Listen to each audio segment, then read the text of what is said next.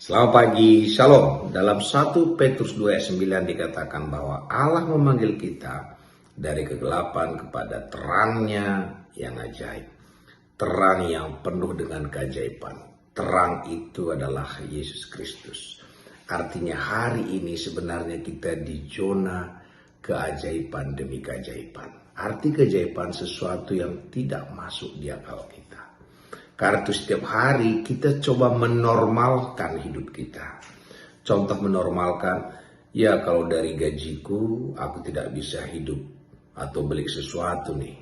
Kalau dari pendidikanku aku gak bisa ini nih. Itu pemikiran normal. Selalu sadarkan dalam diri kita. Kita ini di tengah terangnya yang penuh dengan keajaiban itu. Mungkin pendidikan kita memang secara normal tidak masuk, tetapi dengan keajaiban yang ada dalam diri kita itu Yesus Kristus, maka pendidikan kita itu tidak mempengaruhi lagi. Tapi keajaiban yang Allah lakukan itu mengalahkan sesuatu yang kita tidak miliki. Juga dalam hal ekonomi, mungkin ke dalam hati kita kalau dengan ekonomi ke saya ini tidak mungkin ini terjadi. Tetapi kita kan di zona keajaiban Allah. Arti keajaiban sesuatu yang tidak mungkin terjadi, mungkin terjadi. Karena hari ini kita ditempatkan di zona yang keajaiban itu, maka hidup kita harusnya mengharapkan mukjizat setiap saat. Mengharapkan keajaiban demi keajaiban. Karena kita di zona keajaiban itu. Yang belum punya teman hidup dengan ajaib memiliki teman hidup. Yang belum punya rumah dengan ajaibnya memiliki rumah.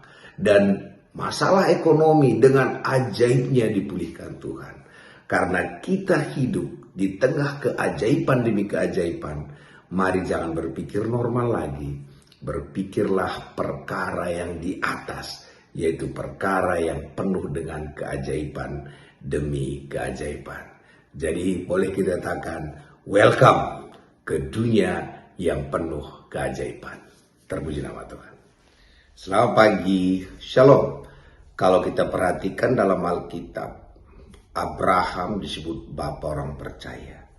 Tapi semua kegagalan Abraham juga dicatat di Alkitab. Semua kegagalan Ishak, Yakub, Daud, semua hamba-hamba Tuhan yang di Alkitab itu dicatat semua kegagalannya. Tetapi rencana Tuhan dalam hidup mereka tetap sampai.